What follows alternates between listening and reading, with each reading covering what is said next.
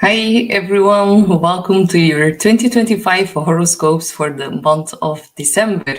Sorry to keep you guys waiting, I'm still recovering from a pretty bad flu season, so this is pre-recorded as I can pause whenever I feel I need to. So thank God, Mercury retrograde is over. I have so many crazy stories I could share on that, but the last 2 weeks were definitely very, very interesting. Getting sick, then a lot of things in the house broke down, even my camera and all of that. It's like, yeah, it was a very, very interesting period. So if you have any crazy Mercury retrograde stories, feel free to share them with me in the comments below. But today we're gonna look at the month of December. So December, yeah, it's like a very, very big closing theme that's going on here because numerology 2025 was a year of 9. We are now closing that chapter as 2026 will be a 1 year. That's going to be a whole new fresh start. But what we're seeing here in the month of December is that a lot of synodic cycles that actually started in November of 2023 are actually now closing out. So that really signifies like a very, very big trend of things coming to an end, which is like very, it astrologically coincides with like the ending of the Gregorian year of 2025. So December, it's not going to be quiet. Sagittarius planets are like now building up towards a square with the Pisces planets, which are of course Saturn and Neptune in the sign of Pisces. Saturn just went direct, so I think we all really felt that shift for sure.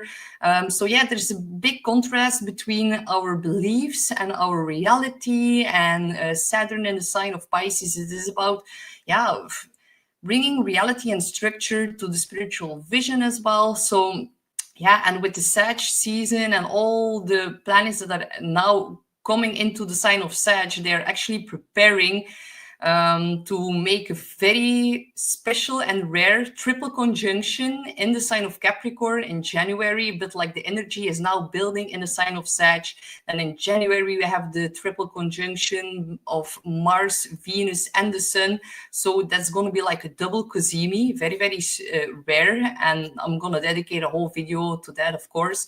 And then in February, we're going to see all of these planets moving into the sign of Aquarius. And there will be 5 planets in Aquarius. We're also going to see our first eclipse of 2026 into the sign of Aquarius. It will be squaring its ruler Uranus. Mars will also be co-present in the sign of Aquarius, but like all of the energy of that moment is already like starting to build now in the sign of Sagittarius. So yeah, very, very rare alignments that are about to happen in the month of January, further into February. And then it's all going to build up until April, when we see the 5 planets, if I remember correctly. I think it might even be 6, but we're going to have a very, very rare stellium in the sign of Aries in April. So yeah, the first few months of the year of 2026 can be a little bit more difficult. I think definitely the eclipse in Aquarius on the 19th of February is going to cause a little bit of a shit show for sure. Then the triple conjunction in the sign of Capricorn, that's going to happen pretty closely towards the 22 or the 22nd degree of Capricorn, where we had like Saturn and Pluto co-joining in January of 2020. So there will be echoes from the past coming in from around that time. So yeah, the first few months are very, very special and very, very unique. And of course, I'm already preparing my 2026 video that I'm going to release pretty soon. Everything just got a little bit delayed because of Mercury retrograde for sure. Saturn just went direct in Pisces, a very strong call for mental health clarity, especially as Mercury just went direct as well. So this month is really about, are my beliefs supporting my well-being, or are they actually undermining it? And also look at if your certain ideas that you are pondering about, do your ideas or like your convictions need a little bit of restructuring in that as well? We had the Mercury retrograde to really think about that, but now as Mercury went back direct, it's a good idea to further implement these changes that you've like added into your belief system, especially now with Sag season. And also what I want to mention is that like all the planets in Sag are gonna square the planets in Pisces, and actually the squares create a lot of tension, but also know that it might seem a little bit worse than it actually is now in the upcoming month of December, because yeah, on the one hand, people are going to freak out a little bit because Sag can inflate everything. The fact that it squares Pisces can create a lot of confusion, but yeah, some people will feel like it's all worse than it is, and other people can really escape into the denial and completely, yeah, denying the fact how reality is right now. So when these two signs collide, we are actually pushed to really like examine like the costs of our belief system. That's a sign of Sag, and what those costs of those beliefs, what that actually triggers in our emotional stability as well. So yeah, when Saturn and Neptune are getting triggered by all the planets in Sag right now, so when that gets activated and when we look back at the past, we can see that the symbolism can become quite literal. There can be a lot of chaos at sea in the month of December. There can be problems with contamination, with toxins, with actually also water-related disasters, and with Neptune switching back to its direct motion in December as well, that puts another emphasis on that as well. And we're also going to see an increase in crisis involving borders and migration, because that is also symbolized by the sign of Pisces.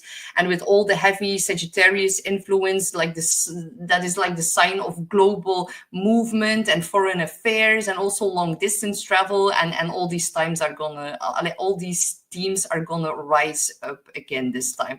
So heightened tension that we're going to witness around coastlines, around maritime law, the ocean, and yeah, also like can also include some escalating situations in Venezuela and the Caribbean for sure. They say it's a big war on drugs, but with Neptune at 29 critical degrees, we do not know the full story. I think much of the story remains hidden, and I'm pretty sure it's about the natural resources as well. And Sagittarius, of course, rules over international affairs, and Pisces, yeah, rules deception and also substance abuse and intoxication. So yeah, there's going to be a lot of geopolitical tension about environmental concerns, and also about like the uncertainty in these regions that is going to be very, very much highlighted in the month of December. So we're also going to close the year with Mercury opposing Uranus for the third and last time in the retrograde cycle now that we saw. So we can see again financial revelations. We can see a lot of volatility in the stock market. And it's also going to bring some surprising scientific or cosmic announcements that can be from NASA or some other space agencies, definitely in regards to 3i Atlas. And that is really like another layer with the Sagittarius Pisces squares, because we can see, yeah, major disruptions in travel across like the whole globe, and we can see another delay in flights, or like restricted routes. Also, we can see some unexpected shutdowns in regard to aviation, a lot of maritime issues, and also, yeah, chaotic weather patterns that really are going to affect our mobility to travel. December, it's definitely not a smooth month for traveling. It's more a month of like navigating the unpredictability, and as all of this unfolds, something is going to really shift towards the end of December. because then this feisty, adventurous Sagittarius stellium that actually dominates the whole entirety of December, which is like full of big dreams and big visions and wanting to take risks and really want to have these expansive visions putting into motion. That's all going to square Saturn, so we're all going to need to like take a little bit of a break. Maybe things are not going to progress as fast as we would like to. And at the end of December, the Sagittarius stellium is going to transition into the Capricorn stellium. So the tone is going to shift completely into like more of structure and deadlines. It is a time where you can put in a lot of work and hard effort, and build like, a new foundation, a new structure that is actually, it is about long-term building. It's like putting in effort for the future, even if you do not see the immediate results. So, December is going to end with like a sense of like tightening and wanting to clarifying and getting like really, really serious about what truly matters. So it's a big month to reprioritize and look at how your visions actually affect your current state of reality that you live in. Capricorn season is going to start at the end of the year, and then we begin to more fully anchor our big ideas from Sag season into more tangible, real, long-lasting form. So let's look at the presentation for today. So, of course, on the 21st of December, we're going to see the winter solstice, which is always a time of, like, for me personally, hibernating, taking some more rest. And if you look at the transits for this month, is like the most important part is, of course, Mercury just went direct on the 29th of November.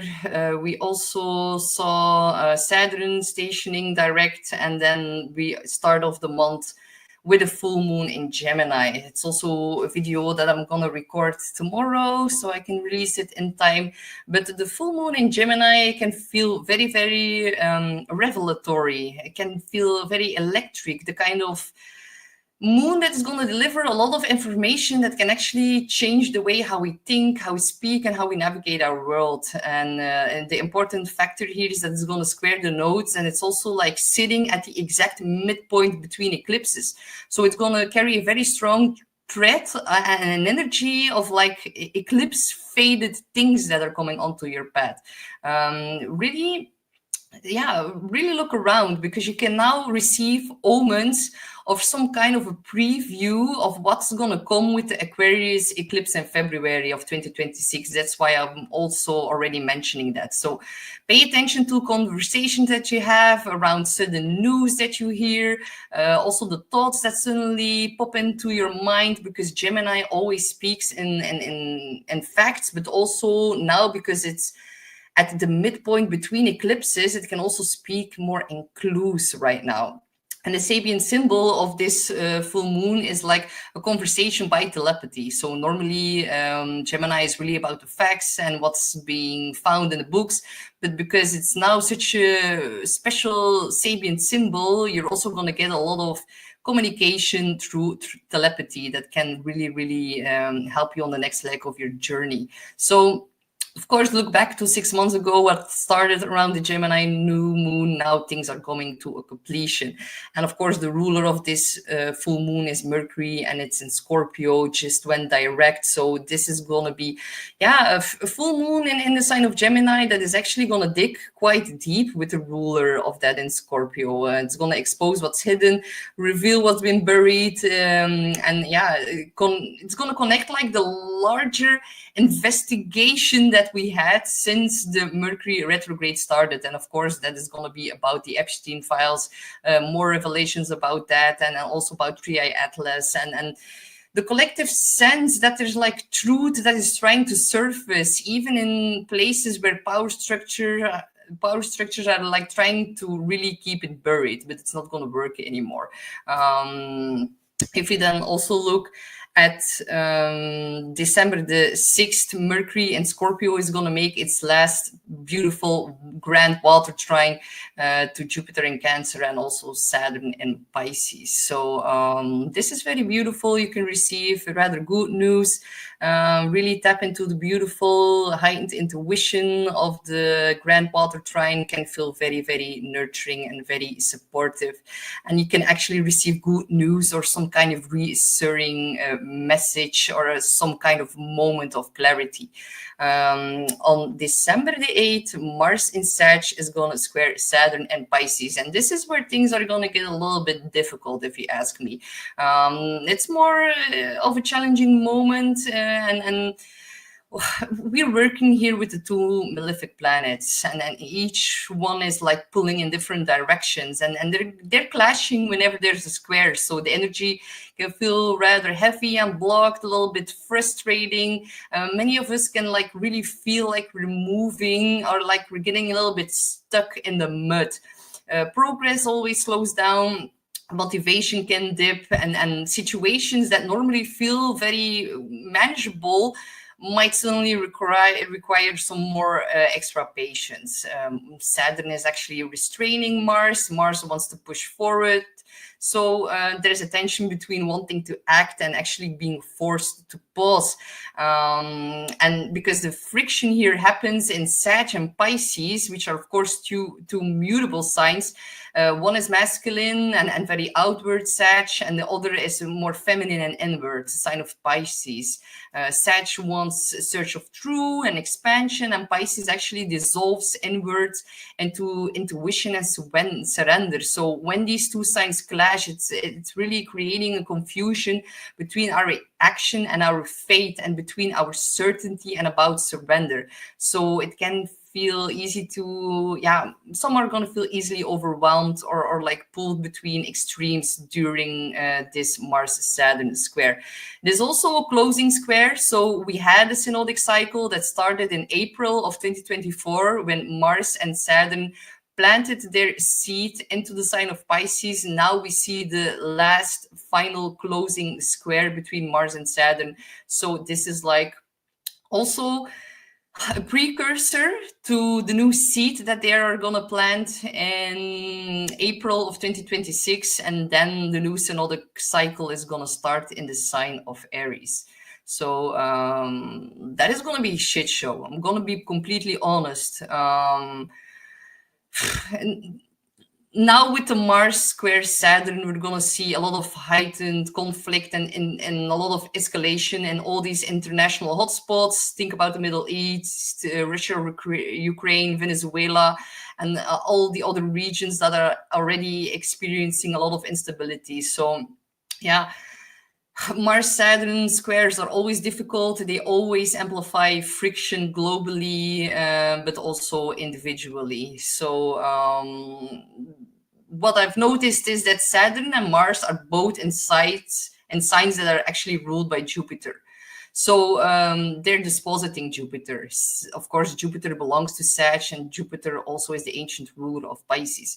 So with Jupiter in the sign of Cancer, homeland security is going to become a quite big theme in the month of December. So the chaos is going to get unleashed by this square, and it will definitely foreshadow events that will likely take place during the new synodic cycle of Mars and Saturn that are going to start at 7 degrees of Aries. So if you have anything around 7 degrees of Aries or the cardinal signs, then I'm sorry, but you're in for some bad luck. And my sun is exactly at 7 degrees of Aries. So I know April of 2026 will be a rather difficult month for me. But we're going to have to wait and see how it plays out. But definitely take notice of the signs and the omens that are going to be like a precursor for the month of April next year, when we're going to have a very, very big Aries stellium happening.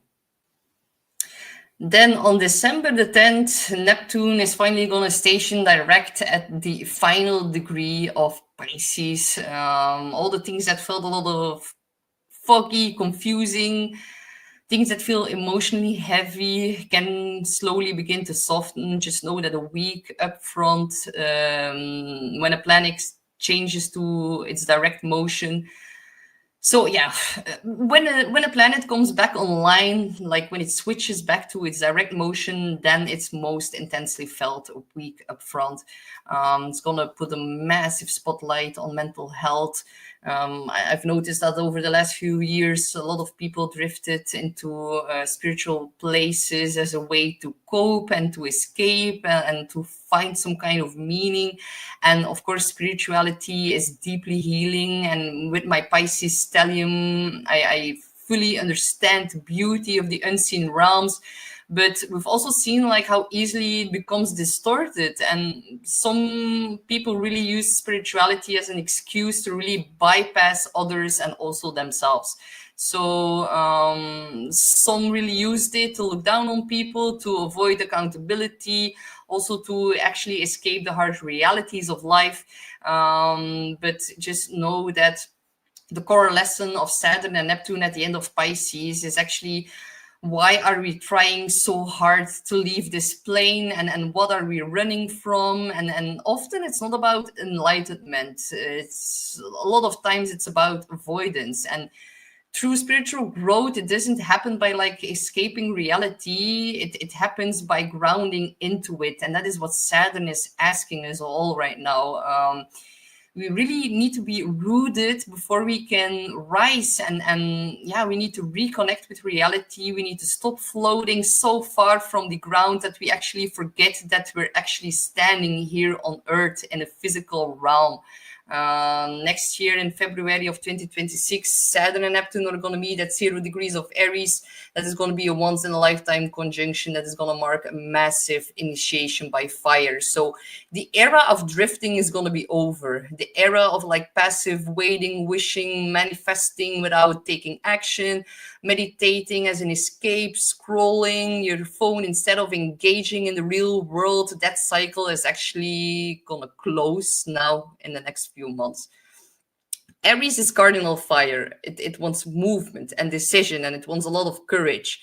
It's about making your dreams real and not fantasizing about them only. So 2026 is not a year of waiting. It is actually a year of doing.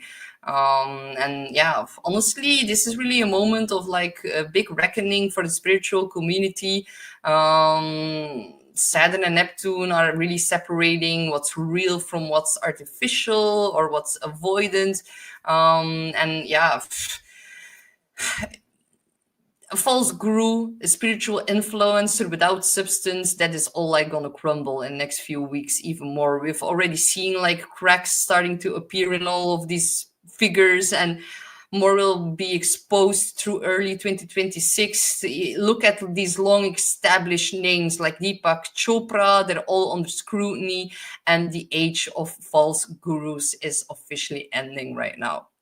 Of course, with Pisces and Neptune stationing direct in its home sign, it also rules over weather patterns. We're going to see an increase in storms and floods and torrential rain, and also crises that are related to water just a week before it stations direct. And some massive storm can definitely happen on December the 10th.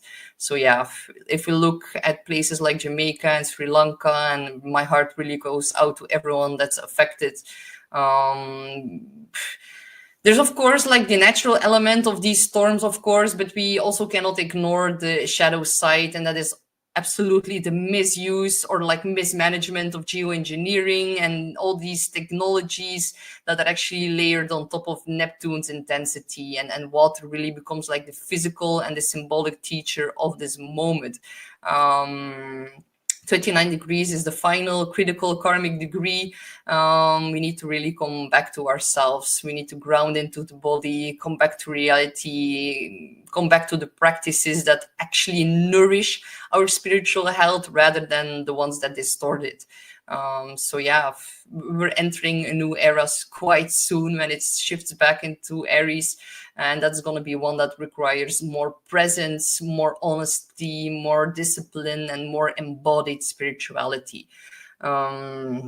On December the 10th, what also happens on that day is that Mercury in Scorpio is going to oppose Uranus and Taurus for the third time. So we've already gone through that now for two times. So this is the final and third one. Of course, Uranus is about disruption and shocking news and surprises. I do think, however, that the retrograde period was more significant and more intense. And I think now we're going to have like the final shock or the final surprise or like the final awakening that is going to ground all the other revelations that we had in the past few weeks. So that we can implement that moment. So I do not expect it to be so shocking anymore. So yeah, Neptune stationing direct, Mars square Saturn, and then Mercury opposing Uranus for the last time. That is definitely gonna cause some disruptions in travel and in communication as well. So yeah, flight delays, grounded planes, sudden restrictions that might be connected to military operations at sea or around some kind of borders.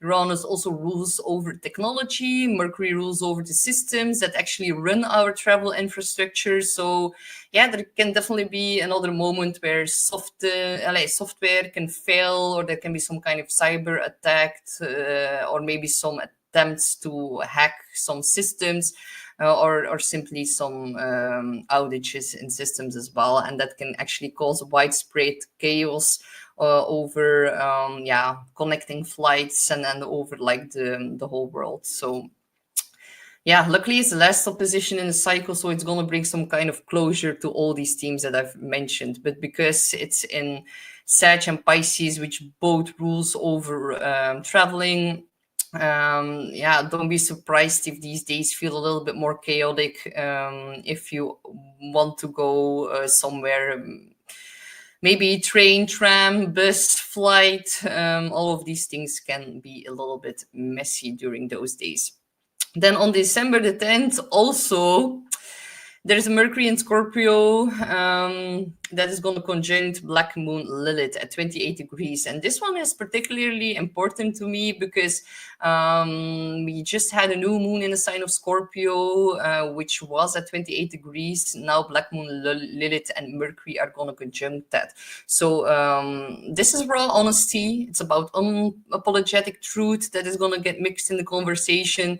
Mercury and Lilith together can be bold and fearless, and can also be emotionally exposing. I think a lot of people are going to feel a little bit exposed or feel a little bit naked, and they can actually say things that have been bothering them for a long time. So the things that you've been avoided, things that you've been wanting to repress,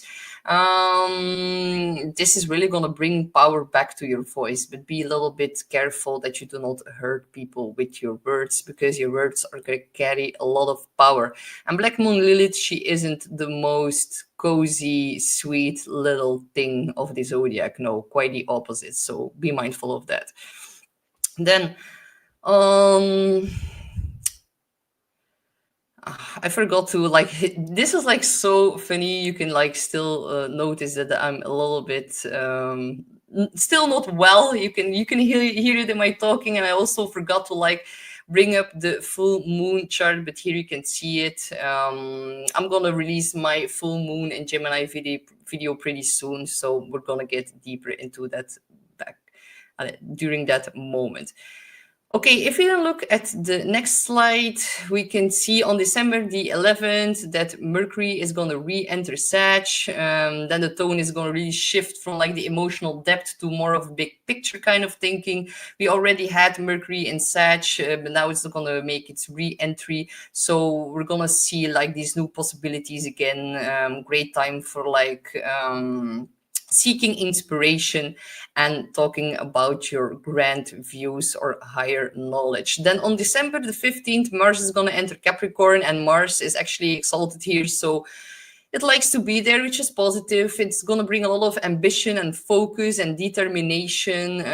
Very strong placement for Mars, can be a lot more disciplined and strategic and like unstoppable, because Capricorn is like long term, and it's like a diesel engine, but once it goes, it's like it doesn't stop anymore. So yeah, it's actually very good to get a lot of work done, and take on more responsibilities. Just be a little bit careful for burnout. Do not push yourself too hard during this time.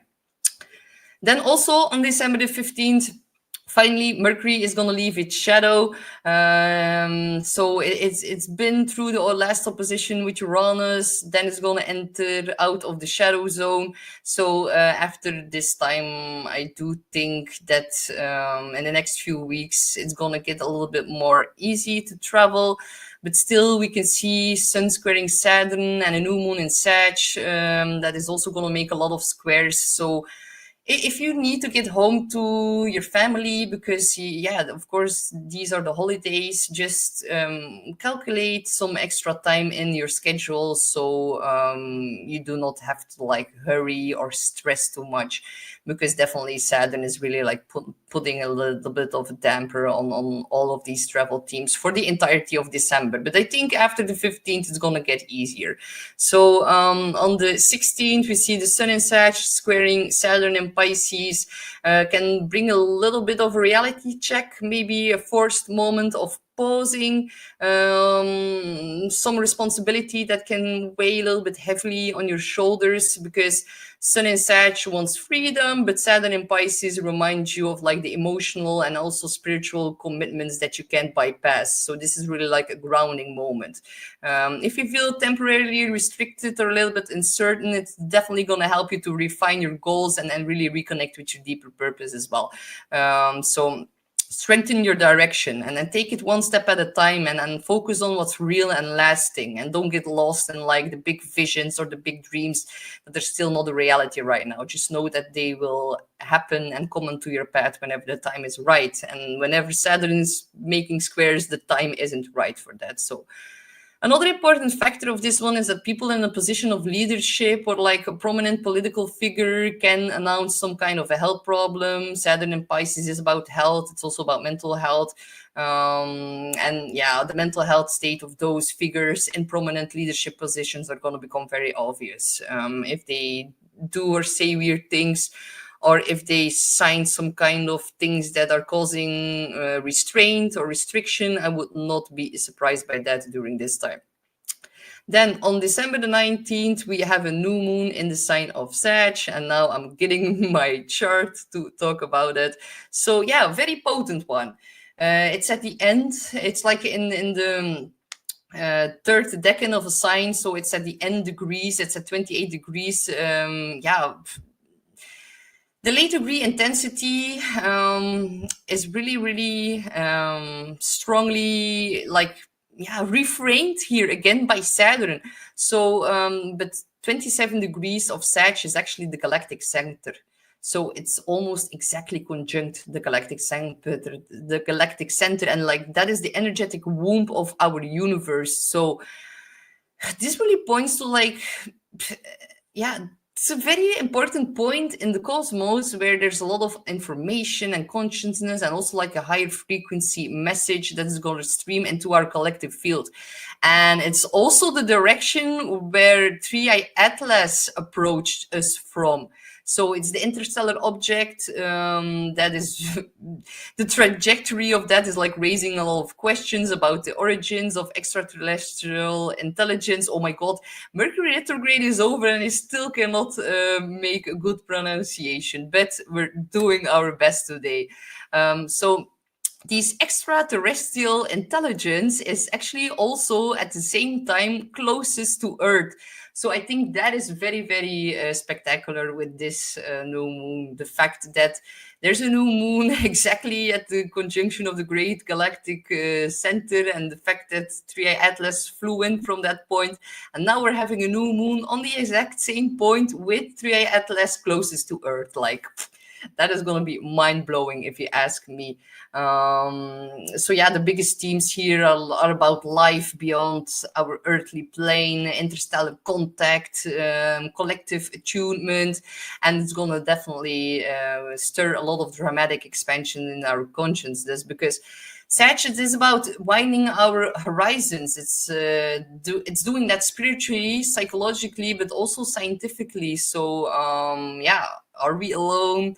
What exists beyond our limited field of perception? And also big questions about what lies outside of our solar system boundaries. So yeah, the collective awareness is going to expand massively with this new moon, but it's going to definitely create tension because it squares Saturn and Neptune.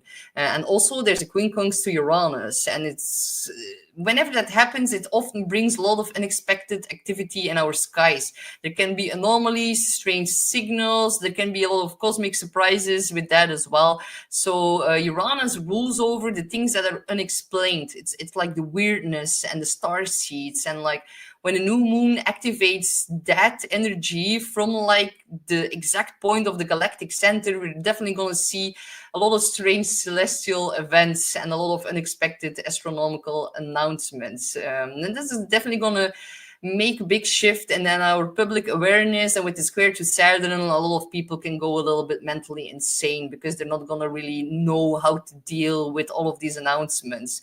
The square to Neptune is really clouding the lens a little bit here. Also know that not everything that we're going to see or hear will be fully accurate with Neptune at 29 degrees of Pisces, and illusions are really getting mixed into the whole energy of inspiration of Sagittarius. So also note Saturn rules over governments and institutions, and they're going to try to shape and distort the narrative for sure, especially as we're going to move into a more heavily Capricorn stellium energy by the end of December. That is always a period where authority is going to seek greater control. So yeah, the rumors of Project Bluebeam and government-generated sky events might also rise again. Neptune is about deception and illusion, and also holographic projection, so really be discerned. Use your discernment. And Capricorn, of course, it rules institutional power, where the triple conjunction is going to take place in January. So yeah. And Sag on top of that is really going to like amplify the whole storyline. So the astrology itself here, it really describes that there's an environment of confusion, and the government is definitely gonna pick this up and manufacture some public narratives that are actually designed to steer the collective perception with all of the things that are going on with Triad Atlas. So the new moon here in Sag, it's also going to activate a lot of themes about migration, border control, humanitarianism crisis, refugees. Squaring Saturn and Neptune highlights really the struggle of the people who are displaced, people who are forgotten, also the people who are vulnerable, maybe because of weather disasters as well. And Sagittarius really rules over the international movement, the flow of things with Pisces, the global trade and global flow of things. And yeah, the squares always bring some kind of attention to collective suffering and the systems that are actually deciding who is allowed to move freely and who isn't. And that is going to be a very, very big theme. So yeah, think about chaos and maritime law, strange things happening on the ocean. I hope we're not going to see another big event, because last time we had a Saturn Neptune square, but that was then in Jupiter was then in Gemini, squaring Saturn. Then we saw some toxins that polluted the ocean here in Scotland. We also saw an accident of an oil or gas tanker that collided with a Russian ship as well. So, but definitely we're going to see more sea-based conflicts and crises in regards to water as well. Sagittarius is global domain. Pisces rules over the oceans and the sea and water. And when these two sign clashes, when these two signs clash, then the ocean is going to become a very big stage for political tension, for environmental revelations, and also events that actually are going to change how we understand what is happening beneath the water surface. So yeah, global travel disruptions here with that as well. Neptune square, then the Mars-Saturn blockage, then the Mercury oppositions, then the Sagittarius that is ruling over long distance travel. There is a very big real astrological potential for like these international travel restrictions. Maybe some certain limitations that are going to be imposed on like global movement for a short period of time. So yeah, I just like hope we don't see another major shutdown, but there can be some turbulence in the systems that are going to move people across borders this month. And then definitely with the triple conjunction coming up in the sign of Capricorn, looks a little bit tense to me. Then on December the 20th, Venus in Sag is also going to square Saturn in Pisces, and that is a big reality check in relationship and in finance. And there can be some, some news that is not really what we're waiting or looking for. And this is again an aspect of restriction, and this moment can be connected to August the 1st, when Venus and Saturn formed their opening square, and on October the 11th, they reached their opposition. So think back to these times, maybe something that happens during December the 20th can be connected to these previous time frames that I've just mentioned. Just stay grounded within your relationships. Feelings might cool a little bit off, or like feelings might cool down. Some of you are gonna break up. Venus square Saturn is like a time where you feel isolated and alone. Just know that this is like a temporary aspect, so just like think it through and wait a little bit before making a very big decision after this Venus square is over. Then on December the 20th, we're also going to see Lilith entering the sign of Sag. So it's been in Scorpio now for quite some time. And when it moves into Sag, the collective energy becomes way more boldly expressive and more rebellious and more fiercely independent. So I wouldn't be surprised to see more strikes happening widely because of these like convictions and truths, and like definitely a lot of protests around immigration during this time as well. Definitely thinking about the UK, that around like the holidays, that can definitely increase as well. Then on December the 21st, the sun is going to enter Capricorn, and Capricorn season is starting. We also have like the winter solstice. So this is more a time of grounding and focusing on stabilization of your structure, of your foundation. Just focus on your goals, on your structure, and your long-term vision. This is really a season of commitment and also endurance.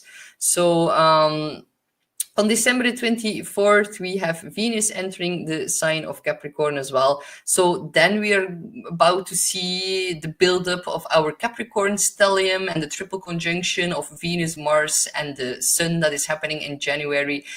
So all these new synodic cycles are going to start in January. So a whole new start in your Capricorn house that is going to affect the next 2 years of your life. So really look at which aspects it's making to other natal planets. That is going to give you a lot of clues about how this new big rare seed, like a triple conjunction and like a double cazimi of the Sun, Mars, and Venus at the same time, that is actually pretty rare. So Capricorn, your Capricorn house is going to be of great importance for the next 2 years.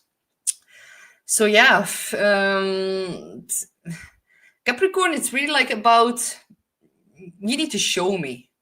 don't tell me, just show me. Show me what you're doing. Show me your commitment. Show me your responsibility.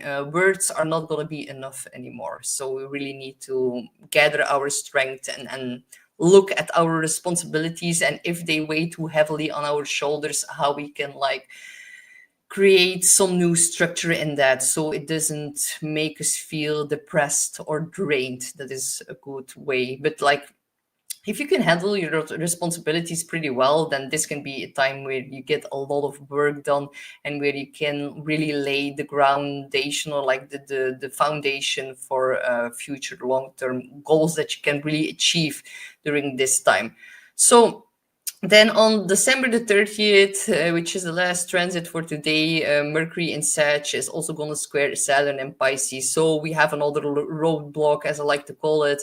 Mercury in Sag wants to speak very boldly, and it's going to push all these conversations into big subjects and beliefs and convictions, and sometimes a little bit provocative as well. But when it squares Saturn and Pisces, words have a lot of weight, and that is also like re-instigating like that Capricorn season. Words are not going to be enough anymore. It's about facts, the deeds, and your responsibility and the commitment that you bring to the table.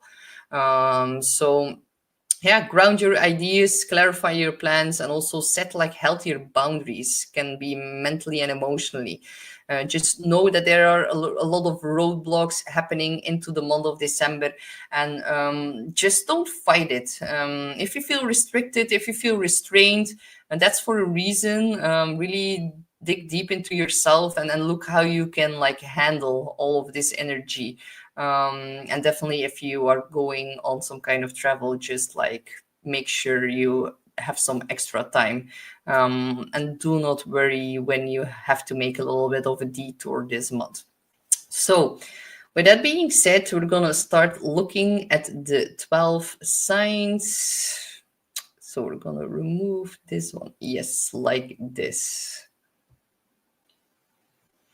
And of course, we are going to start with my fellow Aries, sun, moon, or rising. So you're going to have a full moon in Gemini on December the 4th, and it's going to light up your third house of communication, siblings, short journeys like road trips, but also all types of communication devices or like technological devices. Think about if you podcast or if you need to send a lot of emails. Your website is all part of the third house. So this can really bring a moment of like heightened mental clarity, a lot of breakthroughs in communication. There can also be like important messages or realizations that come through messages.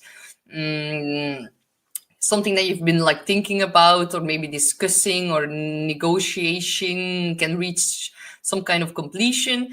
There can be a lot of important conversations with your siblings, your neighbors, and also your close friends that might bring a lot of truth to the surface. So yeah, moment where you can understand the details more easily, you can see the facts more clearly, and can also make like new decisions based on this new provided information. Can feel a little bit mentally restless, or it can also feel very, very curious. You can also feel very eager to express your thoughts. Your ruling planet Mars is in your 9th house of Sagittarius, and it's also like pushing you to think big and then really expand your worldview. So it's gonna really amplify your desire to speak boldly this month. It's gonna continue that story from November. It's about exploring new ideas and also like take big risks that can lead to a lot of growth in your belief system. Mars in the 9th, your chart ruler, is really like encouraging you to move beyond your comfort zone. You can do that through traveling, education, spiritual exploration, or simply being like more outspoken in your beliefs. And you're definitely gonna notice that during the full moon in the sign of Gemini. The ruler Mercury is in the 8th house, so it can also be about like conversations in regards to finances, but more on that later during our video for the full moon in Gemini. Then you're going to have a new moon on December the 19th, and that is going to happen fairly close towards your MC. So it's at the top of the chart, it's still in the 9th house, and it's in Sag, conjunct Venus, which is very, very beautiful. It's actually a pretty complex new moon because it's in the sign of Sag, which is really positive. It's conjunct Venus, which is really positive, but you can see all the squares to Saturn and Neptune, and you can also see like the quincunxes to Jupiter and Uranus. So this is definitely a multi-layered, very complex new moon that I'm gonna totally dissect in the new moon in Sag video later. But a new moon in the 9th, this is like planting a new seed in a chapter around travel and higher education, higher wisdom, publishing. If you're in the media, that can be very important, especially with Mercury in the 9th as well. But it's about spiritual development and your long-term vision. So the seeds that you're planting now are really going to point towards like the future that you want to build. There is energy that expands your thinking, that's going to invite new opportunities, and it's also going to help you to reconnect with like a broader, hopeful approach to life. You can start a new course, you can book a trip, you can also commit to a new belief system, or you can simply broaden your life in a big way. Yeah, the universe here is like really widening the road in front of you. And of course, the later degree, it emphasizes completion before renewal. And it suggests that like an old belief or some kind of limitation is falling away so that you can step into a more empowering perspective. So yeah, set intentions that move you forward with a lot of courage and curiosity, and keep the faith, even if it squares Saturn, because definitely some of you are going to want to go travel, but maybe you're going to be restricted because of the squares to Saturn and Neptune in the 12th house. And maybe you want to go on an adventure, but maybe you end up being ill or sick in some kind of way in which you have to isolate temporarily with the square to Saturn and Neptune in your 12th house. Mars then also jumps into the 10th house, so it changes signs. And Mars in Capricorn in the 10th house, your ruling planet, is going to shift the attention towards your career, your goals, and your public identity. So maybe some of you guys want to go travel, but you're restricted, and maybe you need to focus on work, and that can feel a little bit demotivating. So yeah, it's going to add a lot of seriousness, momentum, like to the new moon themes. You're not just like dreaming about your future, you're like ready to act on it, but maybe you cannot fully push forward. Use this time to maybe fuel your energy and to your drive in regards to your career and your ambition, and also like the confidence to really like pursue leadership roles or some kind of long-term achievement. It's one of the most powerful professional months of the year for you, my dear Aries. So with the 3rd and the 9th activated in the month of December, themes of learning, teaching, and communication are going to dominate. But in the later half of the month, there's a big emphasis on career for you guys as well. So good luck.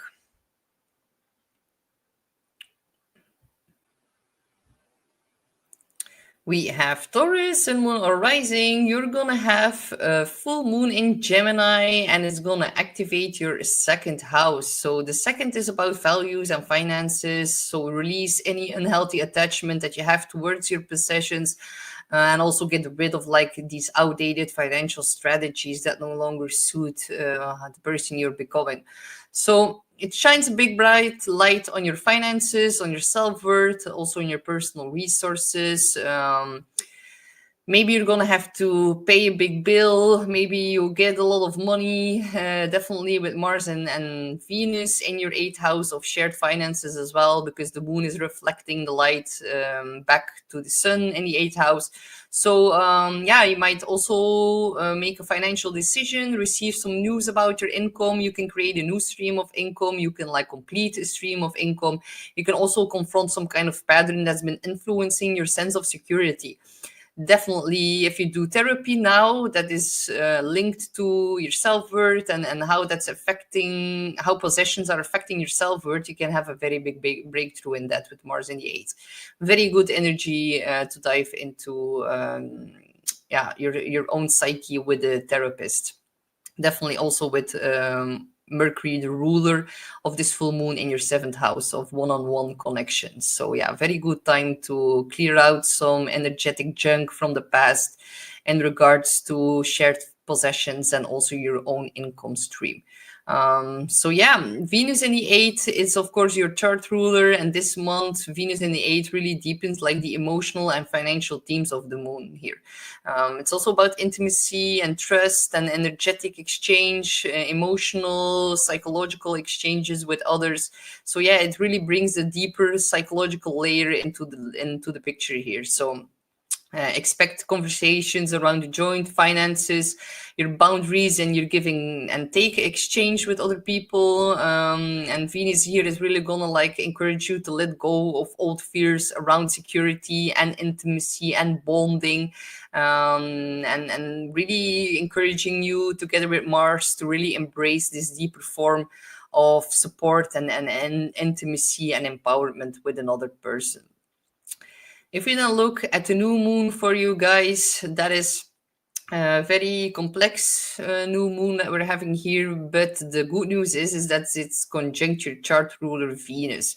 So the new moon takes place in the 8th, the house of shared resources and transformation and psychological depth, and also the occult is found in the 8th house. So set intentions around vulnerability and your shared resources, especially because it's conjunct Venus, your chart ruler. This is a very deep emotional and financial reset. And you guys can actually have some good news in regards to finances. Just be a little bit careful about mixing your shared finances with your friends during this time. Or maybe a friend wants to borrow some money, or maybe you want to borrow from a friend, but there's like a big block on like the 11th house. So be a little bit mindful about mixing friendship with money during this time. That could be a little bit of it could prove to be a block for you later on. So of course, it's about transforming something from the inside out in the 8th. It's about your attachments, your fears, also your patterns in regards to intimacy, the way you share resources with other people. So this can be a big moment for healing, about also for broadening your horizons on your shared resources. Maybe you're gonna definitely begin a new cycle around trust, around merging assets, merging in a sexual way, merging in an energetic way as well. Really allow yourself to be supported on a deeper level during this time. The energy becomes more relational and more vulnerable, and also more potentially abundant, because Venus is there as well, your chart ruler. So if you start a new financial arrangement, and if it's not connected to friends, then that can really bring a lot of abundance. Can also be about like just simply entering a more intimate chapter in your relationship, and also shed like all these emotional debris that has actually kept you guarded and has kept your walls up. A lot of renewal here is going to come through honesty and surrender, and connection with other people. So yeah, this one is actually pretty important for you, Taurus. Venus, your ruling planet, is really like the heartbeat of this moment, and Venus always brings a lot of softness and attraction and magnetism, and it can really help you to heal old wounds around trust and closeness, and can really here open the door to deeper passion and intimacy, and by that gaining more of a shared abundance as well. So the 2nd and the 8th house are activated this month for you, my dear Taurus. It's really highlighting the balance between your personal resources and your shared wealth. So also big month of redefining security and intimacy, but definitely a very financially big month for you, my dear Taurus. So I wish you good luck. So Gemini, you're gonna have a full moon in your sign. So your ruling planet Mercury is also part of a grand water trine. So the full moon in your sign, it's in the first of your identity, your self-image, and it's a very deeply personal lunation for you guys. So release outdated concept of the self. It puts you at the center of the story this month, and it's about your needs, your direction, and also your sense of self coming into full view. So it can be a moment of recognition, like almost seeing yourself clearly, and definitely after the Mercury retrograde we just went through. So there can also be revelations about what you truly want, and also how you want to show up in your life, or what you're like ready to release from your personal narrative as well. So this one is gonna like pull you back into your power, and it's also gonna help you realign with your authentic self-expression for sure. Very revelatory full moon. There can definitely be some secrets that are being released to you or by you, and because it happens in your sign, emotions are gonna feel heightened, but they're actually clearing space for a new version of you to emerge later. So there's a shift in identity. There can be a shift in your appearance and your personal priorities as well, and you might feel or witness that people are going to notice you more than usual, or you might also feel more compelled to express something honestly and unapologetically. So yeah, this is your annual reset moment, a change to like course correct and step into a more aligned version of yourself. Now, Mercury is direct, thank God for that. Let me know, you guys, what you've experienced with the Mercury retrograde, opposing Uranus several times. To me, honestly, as a Virgo rising, also ruled by Mercury, the past 2 weeks are definitely going to go down the history books for sure. So Mercury is in your sixth. It's forming a grand water trine with Jupiter and Saturn for the last time, and it supports you with like calm clarity and emotional intelligence, and you can also make a lot of new decisions about your daily habits. So the sixth also brings your attention to your routines, your health, your work, your daily habits, and the trine is really gonna help you stabilize your life from the ground up, and can also help you in giving you like practical steps and also emotional support to back up the like personal insights that you're going to receive through this full moon. So it's a moment where like your thoughts and your intuition and your actions are finally aligning in a very, very beautiful way. So take good use of that energy. If we now look at the new moon for you guys, that is also a very important one because it's happening in your opposing sign of Sagittarius, and that's in your seventh house of partnerships. So a time to set new intentions about collaboration, marriage, or business alliances as well.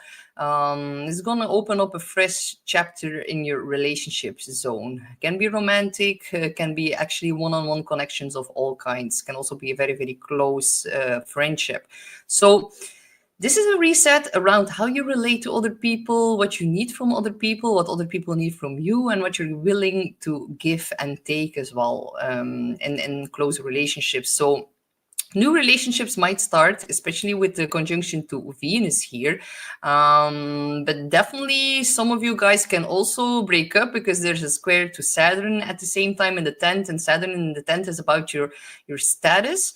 And that can definitely shift under this new moon. Definitely the 6 months that are going to follow after that. So existing relationships can really evolve. Unbalanced bonds are definitely gonna shift the direction. So the energy here is, of course, in Sag, very honest, very adventurous, and also focused on this mutual truth between two people.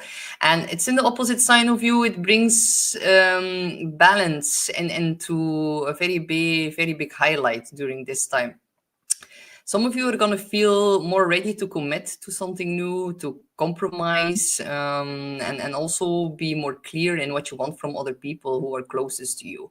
So yeah, a lot of growth and expansion through your partnership. A lot of you are going to want to bond rather to be independent during this time. So yeah, really open your heart and let yourself being seen and take in the support, and this can be a moment where you feel really understood, especially also with Mercury, your ruling planet in the 7th house. It's fully immersed in like the relationship dynamics. So Love, communication, partnership patterns, the way that your voice interacts with someone else's, all of these placements really support like honest conversations and like healthy negotiation as well. Mercury is gonna help you to build a deeper connection while also like seeking your boundaries and like keeping them and yeah, letting the truth be intact between the closest bonds. So yeah, beautiful alignment for like forming agreements and also strengthening all your one-on-one bonds. Just know that maybe there's a square to the 10th, and then maybe there's going to be some friction in your career. Also really keep your eyes open if you do start a new business partnership under this time, because there is a square to Saturn. So maybe if you commit to a new business partnership, or if you commit something new in regards to your career, you're going to need to put in a lot of effort and a lot of work to be able to let that blossom. Just wanted to give you a big heads up about that. Planets squaring the 10th from the 7th can give a little bit friction in business allies for sure. But this month, my dear Gemini, the 1st and the 7th house axis is activated, really highlighting the balance between yourself and others. And it's about identity and partnership themes that are going to dominate throughout the month. So good luck, my dear Gemini. We have Cancer, Sun, Moon, or Rising. You're going to have a full moon in Gemini, and that's going to happen in your 12th house. And the 12th is, of course, very spiritual. It's about like the hidden matters and the hidden realms. Also a time to release subconscious fears and a lot of karmic baggage from the past. So this is like an emotional culmination behind the scenes. It's about something unconscious, something unspoken. Some long-held thing might finally rise to the surface and asking to be seen. So in order for you to do that, you need to be more reflective. You can feel more intuitive. You can feel a little bit more sensitive than usual. This lumination is going to activate your dreams, your intuition, your inner world, and it's really going to help you to release old baggage and old fears, or like this hidden stress that you've been carrying quietly. This is a moment of letting go, about clearing out emotional clutter, so you can actually move into December and January more lighted and more grounded. Also note that there's Mars happening and currently traveling through your 6th house.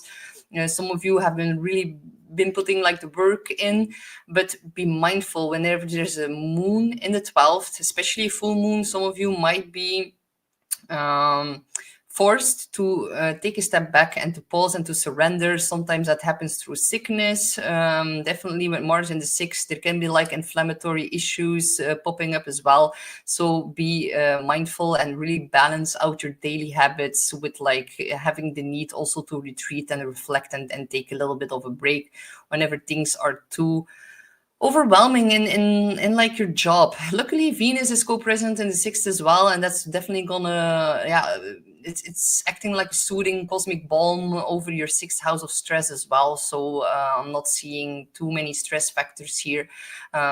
Just know with Mars in the 6th, you might also need like some kind of physical exercise or physical outlet for like the energy of Mars traveling through the 6th. So yeah, can be strong solitude towards rest. If you feel a little bit overwhelmed, just take some short sprints to get the nervous energy out, and then make time for meditation and then rest and reflection. Don't go too overboard on the physical aspect whenever there's a moon in the 12th right now. So of course, as Cancer, you're ruled by the moon, and having it like eliminate the 12th house really is amplifying your sensitivity and your inner knowledge. So very deeply spiritual placement. Let your emotions really guide you towards healing. And if you need to rest, just surrender to that. Really go inward and listen to the subtle signs that the world and the spirit realms are offering you right now. Then you're going to have a new moon on December the 20th, and that is going to happen in the 6th house of health, routines, service towards others.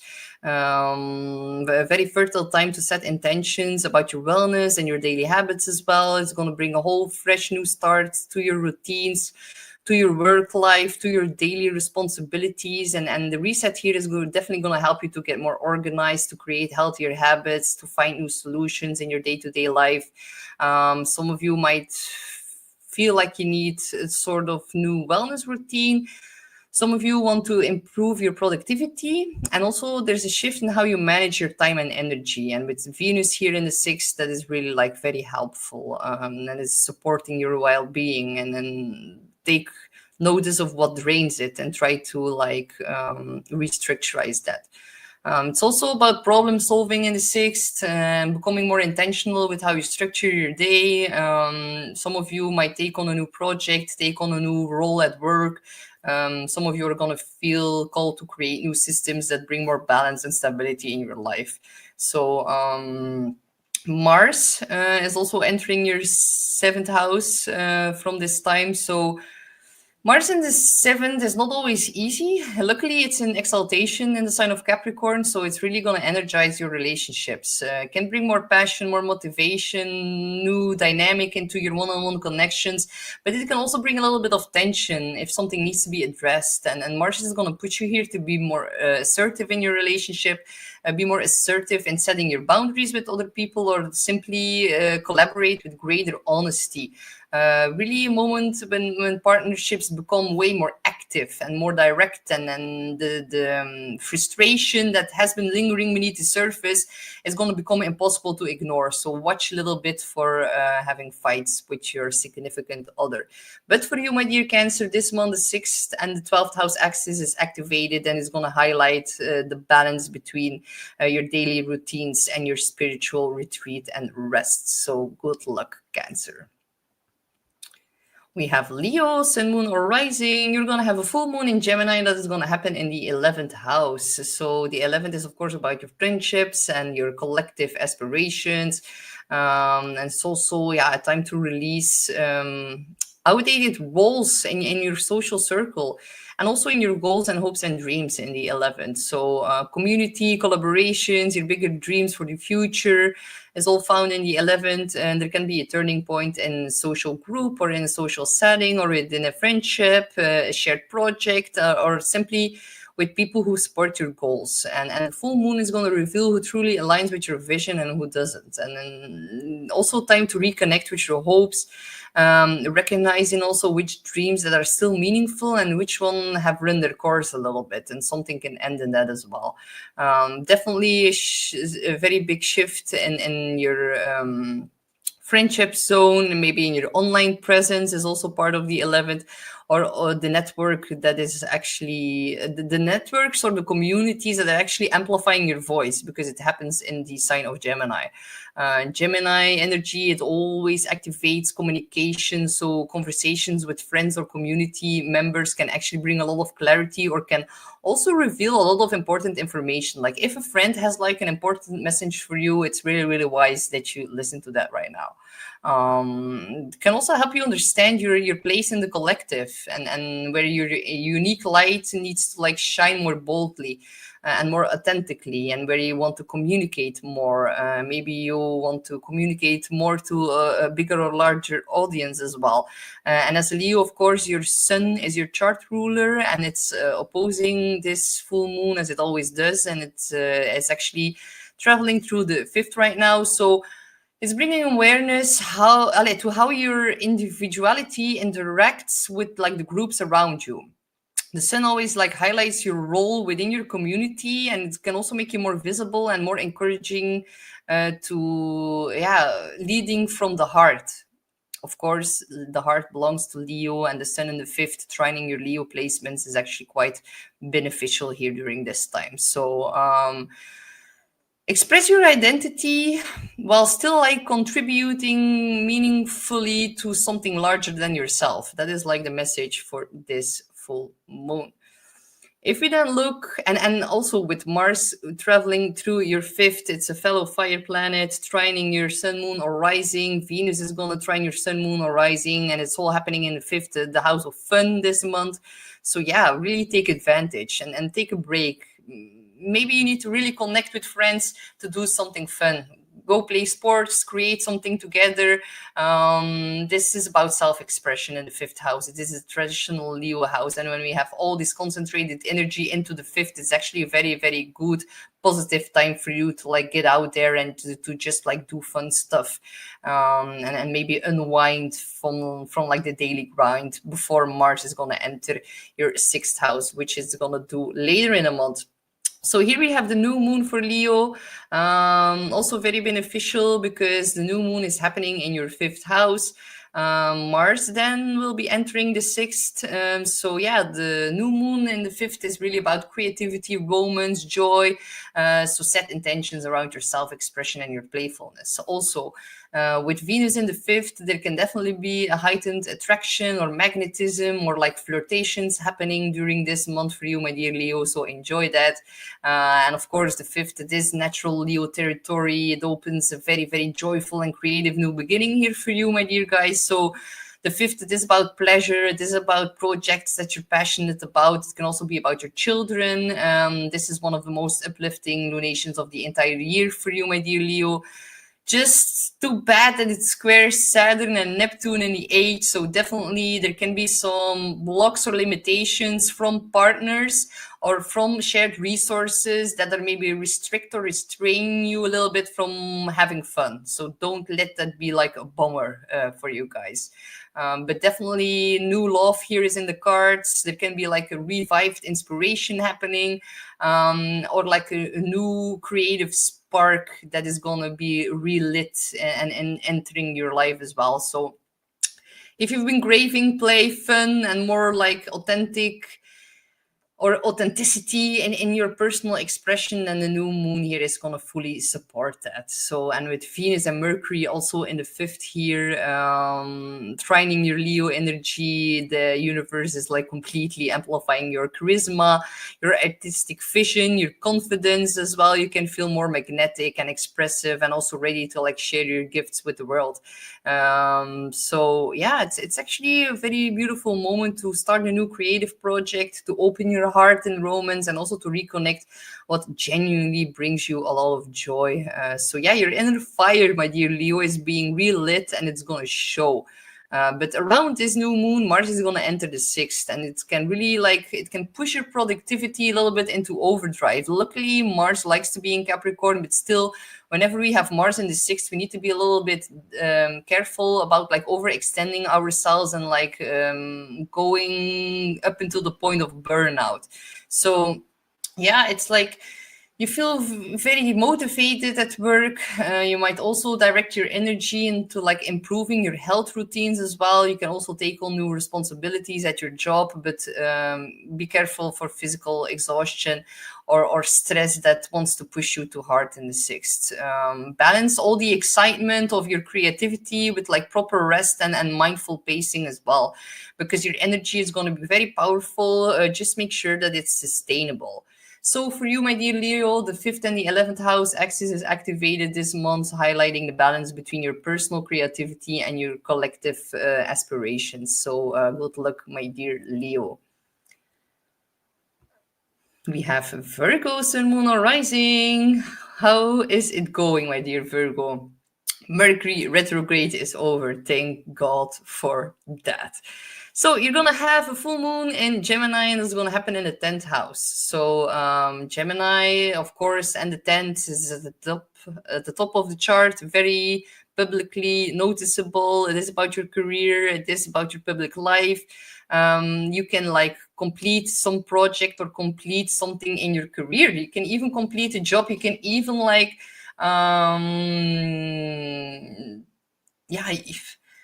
you can change jobs, you can get fired, you can start a new way in regards to your career as well, but definitely a very, very big spotlight on your reputation and your public role. So if you've been working towards something that now might finally see or reach completion, maybe that's a project, maybe a contract, maybe a shift in leadership at your work as well, there can also be a moment of recognition.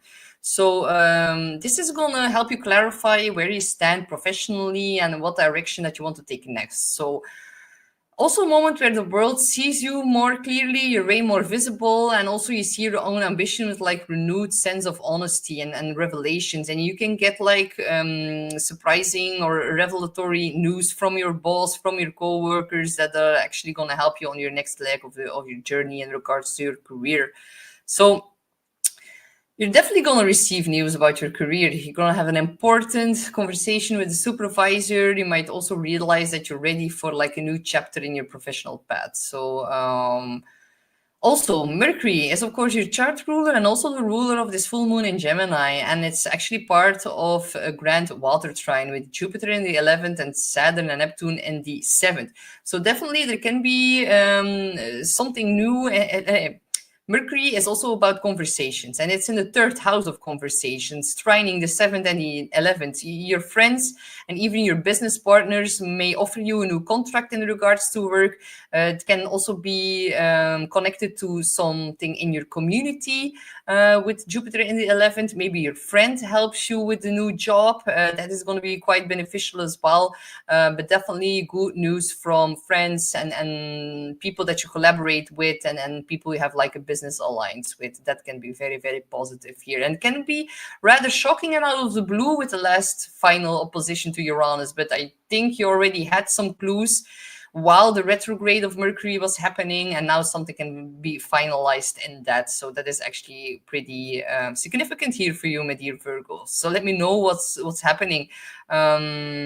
Mercury will soon switch into the 4th house, and that is going to then tie your career decisions to home, family, and also your inner stability. And it's also going to help you make these practical yet emotionally aligned choices. You're actually now pretty busy thinking about your foundation beneath your success, and then Mercury is going to support you in that balance and in your public responsibilities, also in regards to your private life, because we can look here at the new moon that is going to happen. By then, Mercury will be shifted into the 4th house. But you have also a new moon in the 4th, and that is going to happen on December the 20th. So it's about home, family, very fertile time to set intentions around your domestic life, and it's also going to have a big implication on your emotional foundation. It's also about your roots and your sense of stability. So there can be a start to a whole new chapter in your living situation. Maybe some of you are going to renovate. Maybe some of you are going to reorganize your space. Some of you are definitely going to heal an old family pattern. This one is actually deeply grounding for you, my dear guys, and it's going to help you to reconnect with your comfort and your safety and your inner world. So yeah, choose what nourishes you and really release what drains you during this time. Definitely a time when you're going to strengthen family bonds, maybe create healthier routines at work. Maybe some of you can start working from home because first you have a full moon in the 10th, now you have a new moon in the 4th. Maybe some of you are going to get news in which you can start working from home. It can also be connected to long distance travel, global affairs, people from a foreign different background than you that can offer you some kind of contract or something news in regards to your home or your living situation as well. But definitely a very big change. It's happening in angular houses, the full and a new moon for you, my dear Virgo. So that is always major implications or major change that comes from that. So luckily by this time, Mercury is going to leave its shadow period and it's going to like fully restore clarity, and it's going to help you to feel mentally steady and emotionally grounded, and it's going to help your decisions become more guided by your intuition in the 4th. And it's about family matters and the need to really create a life that feels stable from the inside out. It's also going to give you the confidence to make choices that support both your home life and your long-term growth within your career, with the opposing to the 10th house. So the 4th and the 10th house axis is activated, so it's really going to highlight the balance between your career and your home life. And also Mars is going to enter the 5th for you, my dear guys. So a lot of emphasis on putting a lot of energy into passion, dating, romance, creativity, and self-expression on top of all of that. Just be mindful that this new moon is going to square Saturn and Neptune in the 7th house. So maybe some of you are going to want to move or renovate, and maybe your partner says, no, I want to stay put, I don't feel like renovating, and there can be like a push and pull or some kind of clash between you wanting to move and maybe your partner wants to move somewhere different, and maybe you're gonna need to wait maybe until you get some kind of agreement, and that is also something that can definitely come up for you. So good luck, my dear Virgo. We have Libra, Sun, Moon, or Rising. You're going to have a full moon in Gemini that's going to happen in the 9th house for you. So the 9th, it is about learning, higher education, travel, studying, courses, philosophy, spirituality, religion, and it's really encouraging you to release outdated beliefs or some kind of dogmas that no longer serve your growth. So it's about your long-term direction as well, and also your desire to expand beyond the familiar, and you guys are definitely going to receive news that is connected to traveling, to education, to publishing, and some kind of message that is going to help you with your spiritual growth. So yeah, a situation that involves learning or worldview or maybe justice that is also found, like law and legality is also found in the 9th. It's gonna reach some kind of peak and then reveal some kind of important truth. It's pushing you to see the bigger picture of how your life is unfolding right now, where your intuition is leading you, and also what you need to trust for moving forward. There can be like a search of clarity around what inspires you or what you're ready to like move towards. And the 9th it often brings a lot of revelations in regards to your perspective, and also it's going to open your mind to like new possibilities or a new direction in life. So yeah, break out of that old mental spiritual limitation and really reconnect with your sense of faith and meaning and purpose and your future vision. Something might just like click and it can change how you see your future path.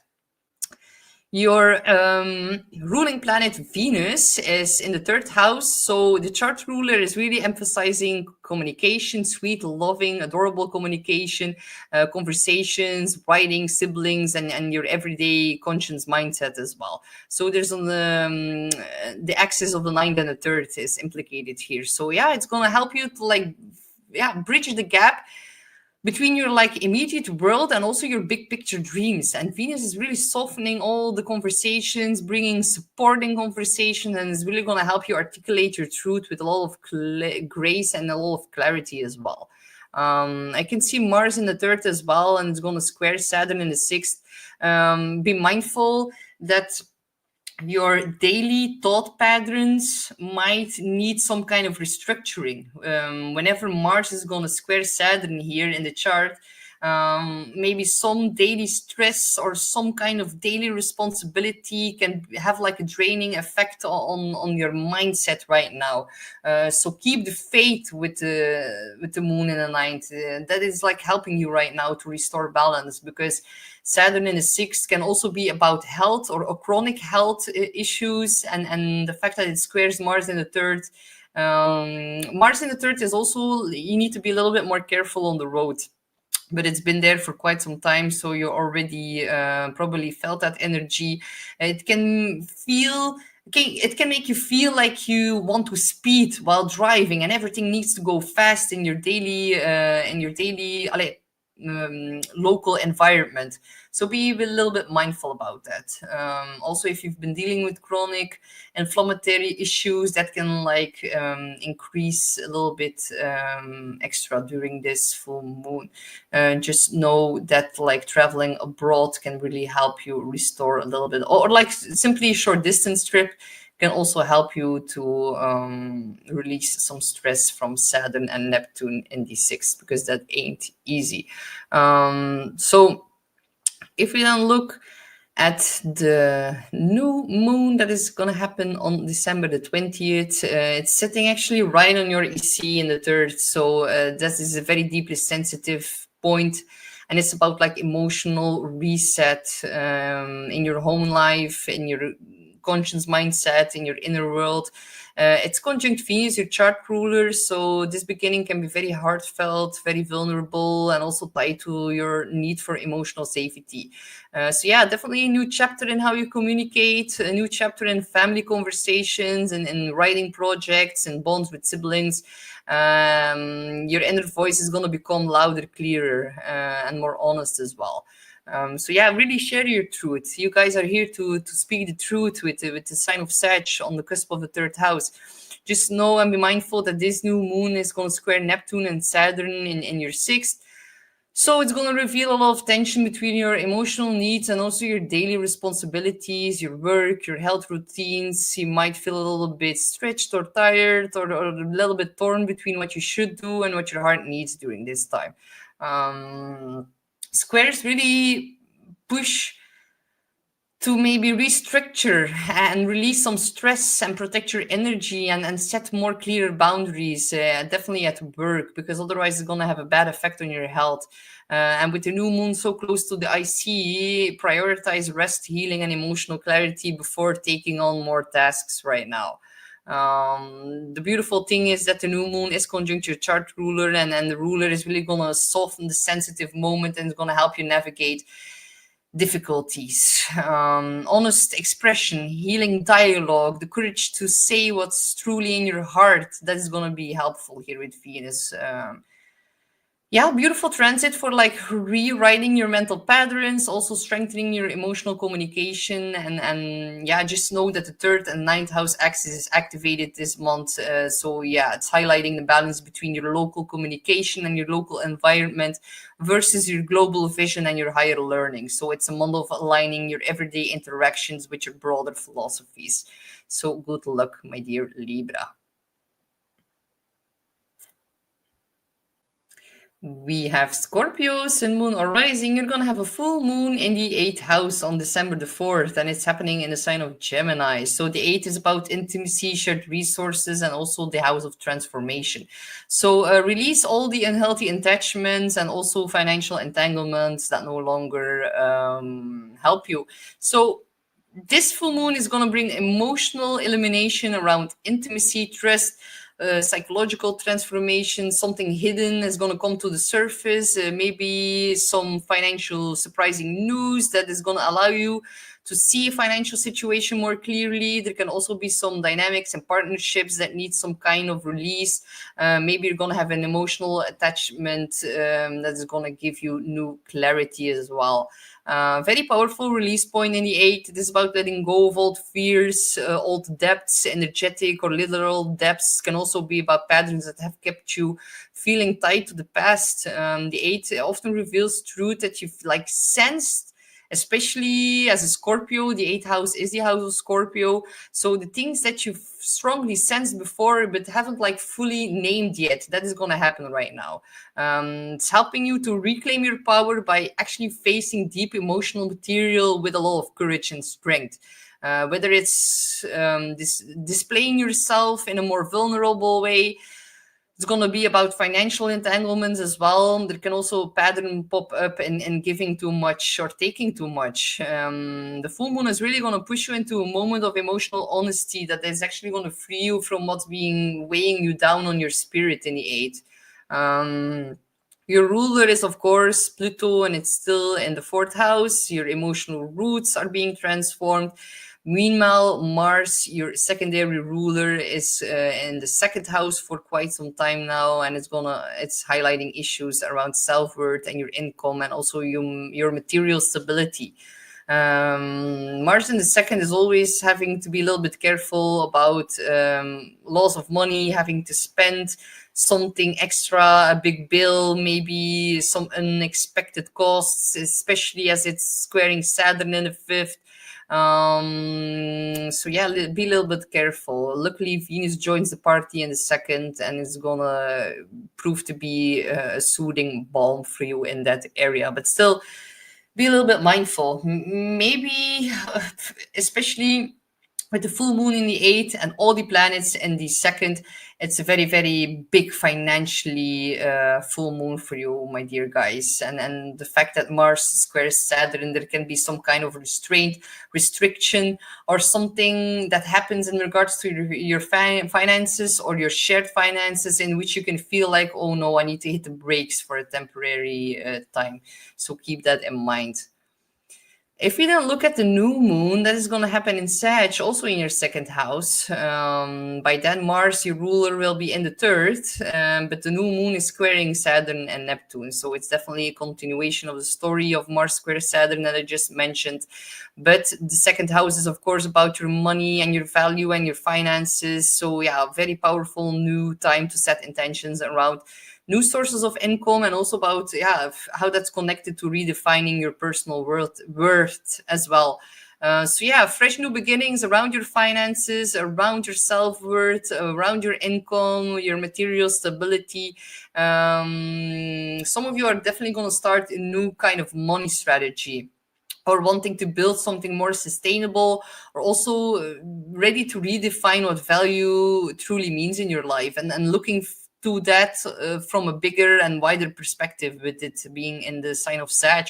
So yeah, this one is going to help you to really reconnect with your sense of worth and the resources that you need to feel secure. And that can be a little bit of a push and pull dynamic with the square to the fifth, because the planets in the fifth house is about self-expression, and maybe you feel a little bit blocked in that, and that is having an effect on your resources in some kind of way.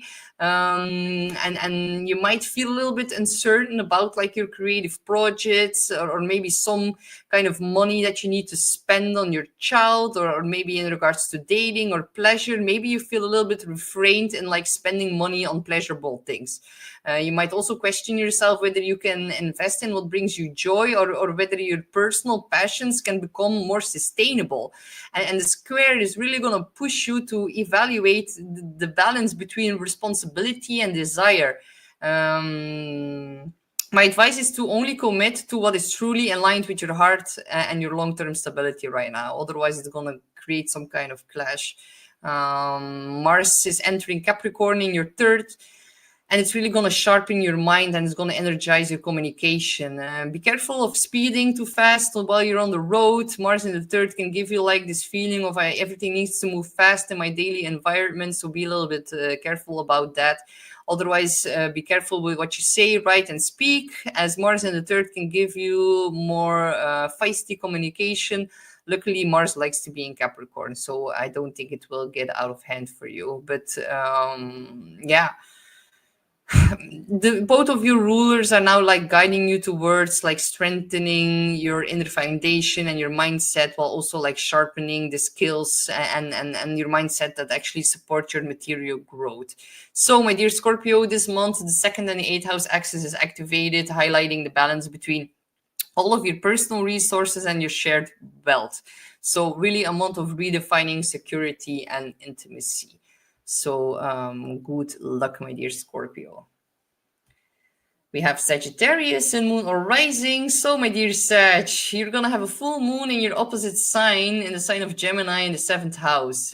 This is about relationships and collaborations. And the full moon is about a culmination point of something reaches a conclusion.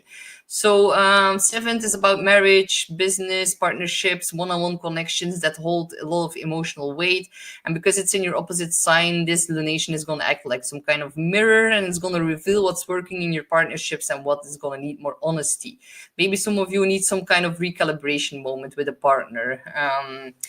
You're going to have a very important conversation with a partner, because it's in the sign of Gemini. It's really, really active, and some of you might have some kind of sad news from a partner, with Mercury, the ruler of this full moon, in your 12th house of rest. Maybe your partner becomes ill, maybe you need to take more rest, or maybe you need to take care of a partner, or vice versa.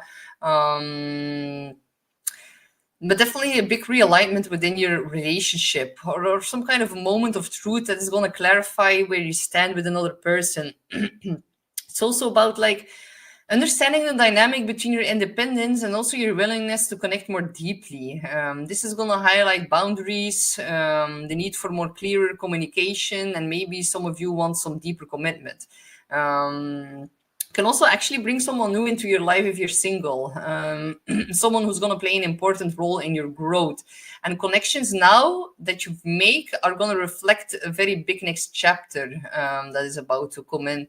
And also, with your ruling planet Jupiter that is sitting in the 8th house of transformation, and it's also forming a very big, beautiful, grand water trine with Mercury, the ruler of this full moon, in the 12th, also towards Saturn in your 4th. So it's going to deepen your emotional insight, and it's also going to support transformation within a relationship. Jupiter here is going to help you understand your shared resources, your how you there can be an expansion in trust and intimacy and vulnerability, and it's casting like a gentle healing light over the full moon, and it's really going to help you navigate the relationships truths with like a lot of wisdom and compassion as well. Then the next one, if you look at the new moon for you, my dear Sagittarius, this is your new moon because it's happening in the sign of Sag, so in your first house of identity and self-expression. So a very powerful moment to set like new intentions around your personal growth and your confidence, and it's gonna highlight a lot of new beginnings because it's conjunct Venus, which is very, very important as well for you, my dear guys. But this is like your personal annual reset, the one that you've been like waiting for since the Mercury retrograde started happening in your sign. Like, let me know how you guys experienced that energy in your sign. But you're really ready now with Mercury re-entering the sign of Sag to really fully step into this new identity and really embody that. This is a fresh cycle of new growth. The fact that it's conjunct Venus, your magnetism and your charisma is being heightened, your charm, your creativity, your confidence can all rise up. So really powerful moment to set intentions about who you're becoming and also how you want to express yourself in a more charming, more flirtatious manner, maybe. Also, the new moon is going to square Neptune and Saturn in your 4th, and it's bringing a lot of sensitivity around your home and with your family and boundaries, and it's having a big effect on your emotional stability. So the square is actually asking you to strengthen your roots so that you can grow in a healthier way at home within your comfort zone. And new beginnings are actually forming very big for you right now, but they must be built on emotional honesty and stability within your 4th house. And Venus is, of course, also quincunx Jupiter in your 8th, which is your chart ruler. So it highlights a lot of adjustments that need to be made around intimacy and finances and your shared resources with a partner. Maybe you feel a little bit pulled between expressing your independence within the 1st house and also how to navigate emotional or financial entanglements in the 8th house. So Jupiter here is ready for you to like encourage you to integrate these areas with a lot of maturity and really honor your personal growth while also tending to like deeper emotional ties with awareness and balance as well. So for you, my dear Sag, the 1st and the 7th house axis is strongly activated this month. So it's highlighting the balance between yourself and other people. And it's also about your identity and your partnership teams that are going to dominate through this month. So good luck, my dear Sag. We have Capricorn, Sun, Moon, or Rising. You're going to have a full moon in Gemini that is going to happen in your 6th house of health, routines, and your service towards others. So, time to release outdated habits and also patterns in your work. The 6th can bring a lot of clarity to your routines, to your work life, to your physical well being. And it can also, something in your daily schedule or some kind of pattern in your health can reach some kind of turning point. You might complete your project, you can receive news about your work from your colleagues, or you might also finally recognize what needs to change in order for you and your well-being. So this lunar moment here, it's really going to help you to see where your energy has been leaking a little bit, because the 6th house is also the house of stress. So you can clearly see where stress has been accumulating and you can release something in that. And also in what adjustments that will genuinely support your stability and also your productivity in the 6th. So a strong pull to reorganize your habits and create structure where things have felt a little bit scattered with the Mercury retrograde. And also, the 6th house can reveal a lot of imbalances between responsibilities and your capacity to keep up with them. And it's actually pushing you to refine your workflow or set some healthier boundaries within your work. And the clarity is practical, grounded, and deeply productive. So it's going to help you to empower, to also reclaim your time and also restore balance in areas that have become a little bit too overwhelming or overworking. Your chart ruler is Saturn, has now been retrograding back into the third, so it's actually it just went direct also, and it's helping you to sharpen your focus and also to strengthen your discipline. But it can bring a lot of seriousness to communication and to planning and also to learning a lot of new things in your life right now. So the full moon themes here are going to help you to think more clearly, to make practical decisions, and also follow through on your new set commitments. Saturn in the third here is also encouraging you to streamline your mental space and bring more order into your daily life. If we then look, Mars has been traveling through your 12th house for quite some time now. So I think a lot of you have some trouble sleeping and have more active dreams. Sleep patterns most likely get a little bit disturbed with Mars in the 12th. But as we can see here, Mars is going to shift to Capricorn soon, and Mars is exalted in Capricorn, so it likes to be there. So you're going to feel a boost of energy towards like the middle of the month when Mars is going to make its ingress into your sign. So that is pretty important. But on the other hand, then we have a new moon in the 12th house, and it's squaring your ruler. So that is actually pretty significant, my dear Capricorn. And I'm going to try to dissect it a little bit shortly right here, but I'm going to dive more fully into that during the new moon in Sag video later. But this new moon in Sag is activating the 12th of spirituality and subconscious healing and the unseen realms. So set intentions around meditation, rest, and inner renewal. I think like this is a little bit of contradictory energy, because Mars is fueling your energy into the first house, but still there's a new moon in the 12th squaring your chart rulers, so that might indicate that you need to take on some more rest. It's also squaring Neptune, of course, so there can be some confusion in your mind.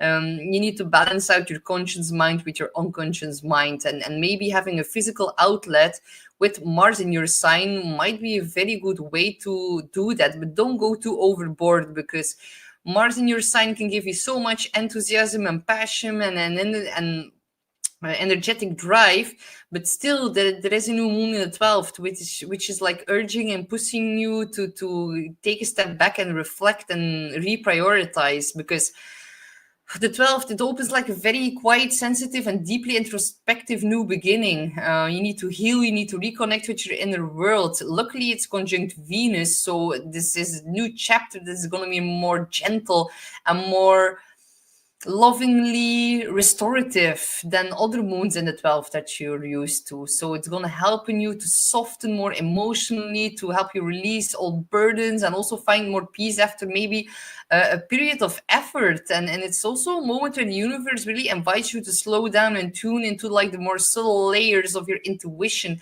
and also your spiritual well-being is all found in the 12th. But like I already said, it's squaring Saturn and Neptune in the third, creating tension between like your inner world and also your external responsibilities. Some of you might feel a little bit overworked or overwhelmed, and maybe you want to keep going, and maybe you have the feeling with Mars in your sign that you have the capacity to keep going, but it feels like your spirit is asking for more stillness and introspective rest and retreat. And the squares are also going to help you and maybe push you to like simplify your mental overload, to set more boundaries with the daily tasks and also with all the people you communicate with that actually drain your spirit. So really prioritize healing before productivity, because this is like a moment of inner renewal, and it's going to help you to release what you do not want to bring into 2026 next year.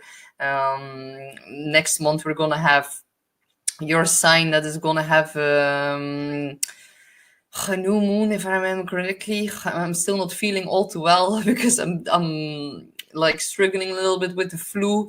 But still, now it's Sag, Gemini. Next month it's Cancer and Capricorn. So make sure that you release all the baggage that you no longer need, for order you to take a new start whenever it's your month, and that is next month. So we're going a new moon. Of course, the sun is going to enter into Capricorn. Oh my god, this is so simple, but still, like when you're a little bit sick, it's like way more difficult to take notice of all the little things. But just hope with a new moon in the 12th, you guys do not get sick, because the 12th house sometimes it also pushes you, or like it confronts you, and it like really, it's like you need to rest, and sometimes if you do not want to listen, you fall ill, like I did. I didn't want to listen and take more of a break, and yeah, the universe forced me. So but your ruling planet here is really like becoming the anchor of this new moon, and Saturn asks you to slow down mentally, choose your words with a lot of care, and also protect your inner peace a little bit more. Honor your limits, step back from all the unnecessary noise in your local environment, and really rebuild your mental and emotional resilience during this time. Your ruler here, Saturn, is actually reminding you that rest is not weakness, it is actually strategy.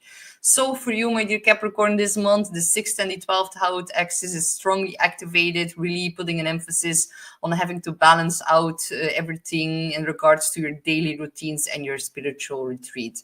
So good luck, my dear Capricorn. We have Aquarius, Sun, Moon, or Rising. You are going to have a full moon in Gemini that is going to happen in your 4th house of home, family, your 5th house of joy, creativity, and romance. Sorry, I take that back. So you guys have a full moon in the 5th, and it's trining your Aquarius, Sun, Moon, or Rising, which is very, very positive. Whenever we have a full moon in the 5th house, it puts an emphasis on creativity, romance, joy, things that make your heart sing. The fact that it trines you by sign is very, very beneficial, and it's also helping you to release outdated ways of self-expression. It's also going to help you release creative blocks. So lighting up everything in regards to creativity, pleasure, children. It can bring something very joyful, something very expressive or emotionally meaningful to the front for you, my dear guys. So that can be about clarity, about like a romantic situation, can also be a breakthrough in a creative project, can also be about a moment of reckoning with your authentic spark. So it's in Gemini, it's lunation that really activates your mind and your heart at the same time for you. So that's a little bit interesting, Aquarius. It's also like encouraging you to speak honestly about what you truly want and what your heart desires.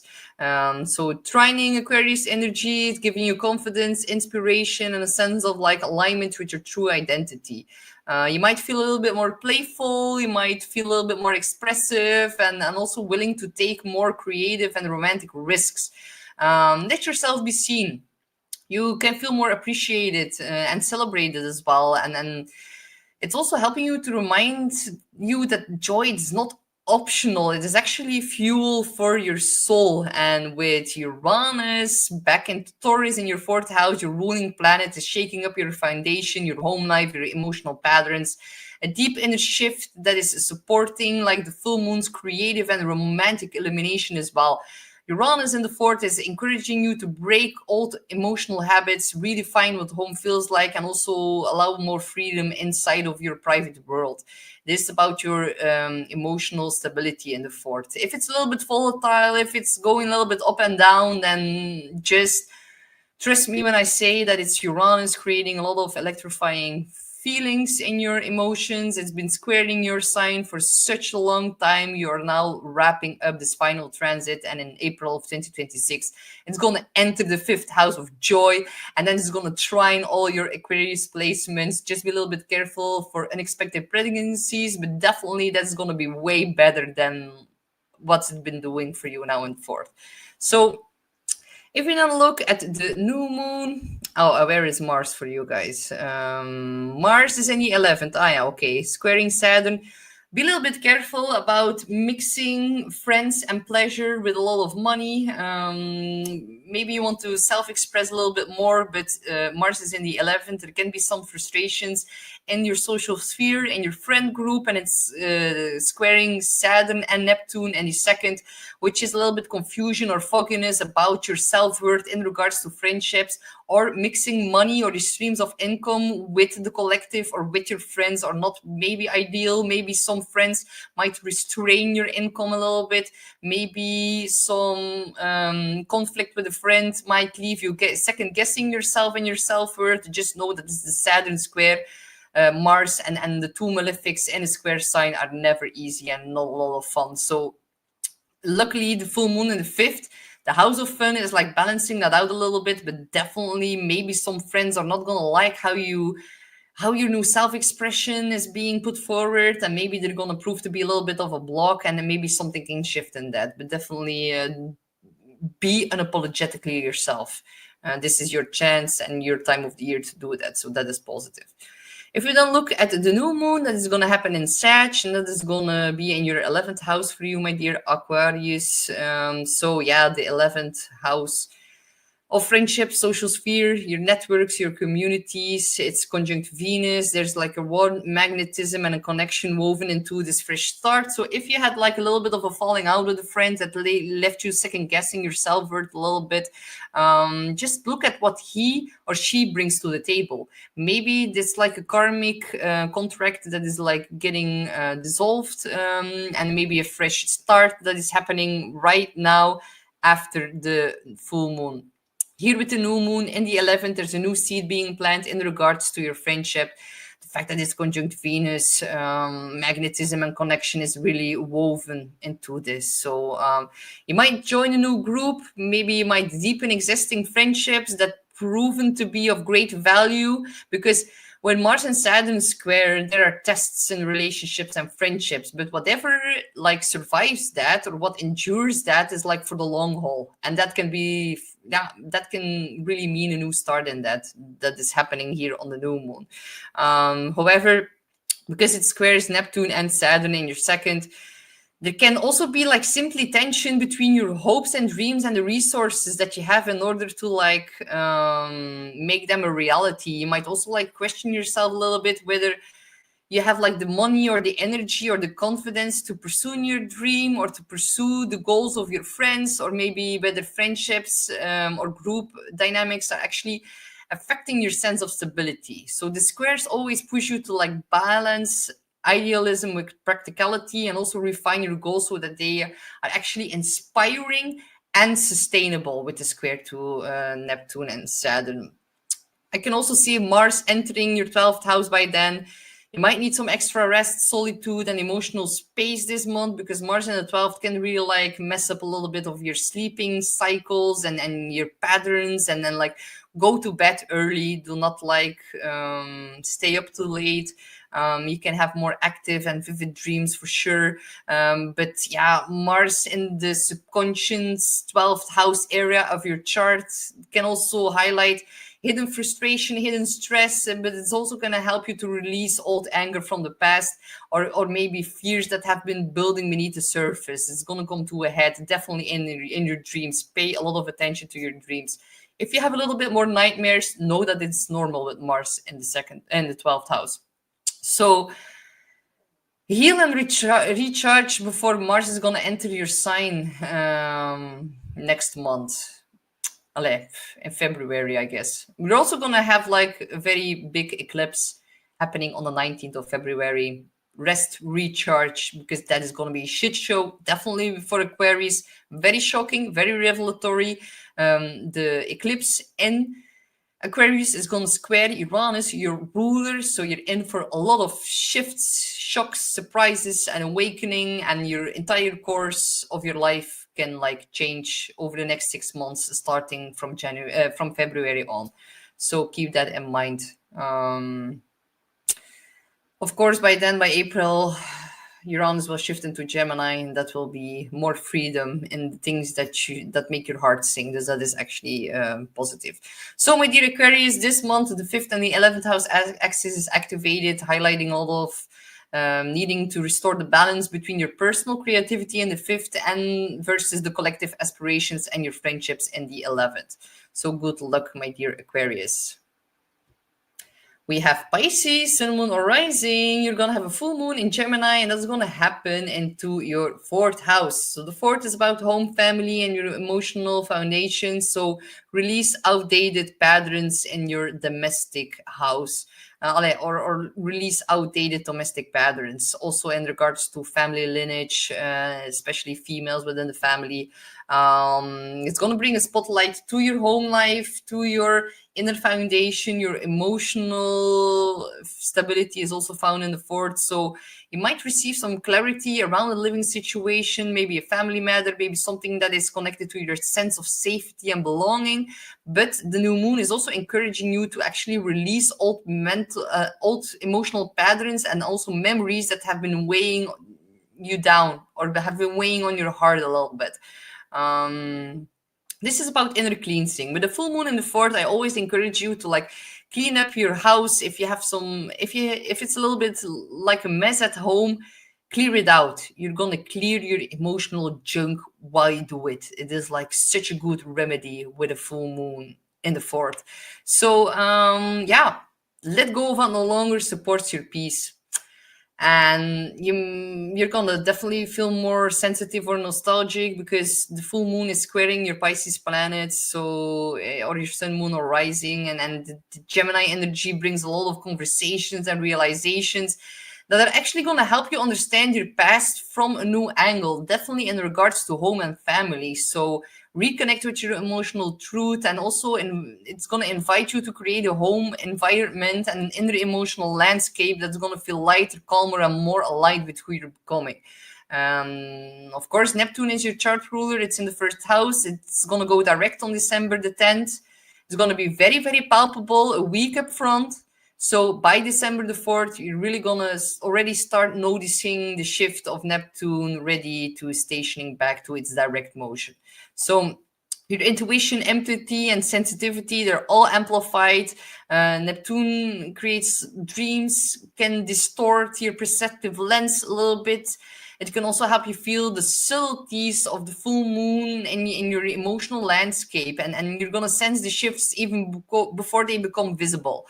Neptune here is going to really encourage you to trust your intuition, also to honor what your spirit is revealing about your needs and wants and your boundaries, and also your emotional well-being. Of course, you're also moving through this grand water trine. It's linking Saturn, Neptune, and Mercury, all within your 1st, 5th, and 9th house. This creates a really rare and emotional and intuitive harmony beneath all of the December events. It's actually blending your identity into 1st with your beliefs and purpose in the 9th, and your creativity and joy in the 5th, and also your long-term direction with Saturn. So yeah, it's really helping you to see the spiritual meaning behind both the full moon and the new moon. Is going to give you more wisdom, another perspective, and more emotional grounding. But everything can feel a little bit up in the air right now. Saturn just went direct in your sign. That's definitely something very heavy on your shoulders that you feel that is like weighing you down. Just know that Saturn will move out of Pisces in the beginning of next year. So, but the grand water trine is very, very rare, and it's about like there's a wave of inspiration and healing, and almost if you like your inner world and your dreams and also your life direction are finally speaking the same language. So the trine really encourages you to trust your intuition and your gifts, and really choose the path that aligns with your soul and also your future growth. On December the 20th, we see a new moon in the sign of Sagittarius, and that's happening in your 10th house of career. It's also your public status. It's very, very publicly known and visible, whatever you do in the 10th and whenever something happens in the 10th. So it's going to open up a powerful new chapter in your public image and your long-term ambition and goals, and it's conjunct Venus. So yeah, and the new beginning here carries a lot of support and supporting your visibility, and it's also create a lot of opportunities for new connection in regards to your career path. So you might step into a new role, you might attract a lot of attention in your field of knowledge, and maybe you begin a new project that aligns more closely with your values. Redefine how you want to be seen, and also what kind of legacy that you want to build and leave behind. However, the new moon here in Sag, it is squaring Neptune and Saturn in your sign, bringing a lot of sensitivity and pressure to your professional direction, and you might feel a little bit torn between what you want to do, what you believe you can do, and what feels practical right now. So the push here that the square creates is actually to clarify your goals and strengthen your inner confidence, and also to create more boundaries and stability with anything that actually drains your energy. So there's a call to really align your outer path with your inner truth, not with all the external expectations of society. Mars is entering the 11th. There can be a little bit of friction and conflict in your friendship zone, but also know that Mars in the 11th can be very beneficial in having like some kind of, yeah, you can be seen as like a leader in your friendship circle. Some people might react rather strongly towards that. But definitely for you, my dear Pisces, the 4th and the 10th house axis is activated this month, really highlighting the balance between home and career for you this month. So thank you guys all so much for joining. I hope you learned something from it. If you want to like, share, and subscribe, please feel free to do that. And if you already did that, thank you so much for joining again. And I will see you back soon for my Gemini full moon video. See you guys. Bye.